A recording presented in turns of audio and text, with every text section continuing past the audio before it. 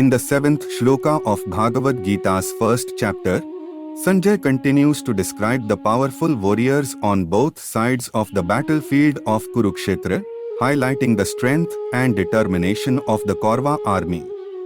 The shloka goes as follows. अस्माकं तु विशिष्टा ये तान्यबोध द्विजोत्तम नायका मम सैन्यस्य संज्ञार्थं तान् ब्रवीमि ते.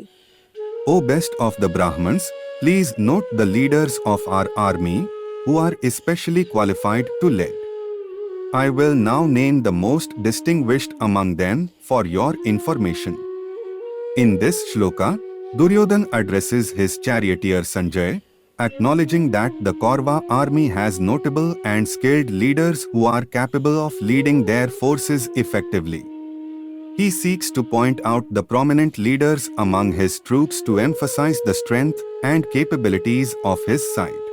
Duryodhana's intention in naming these leaders to Sanjay is to boost his own confidence and morale, while also attempting to influence Sanjay's perspective in favor of the Kauravas. This shloka provides insight into Duryodhana's strategic thinking and his approach to motivating his forces. It also sets the stage for Sanjay's subsequent descriptions of the Kaurava leaders and the upcoming interactions on the battlefield. Overall, this verse contributes to the initial characterizations of the key figures in the battle and offers a glimpse into the psychological and tactical aspects of the conflict, laying the groundwork for the unfolding narrative.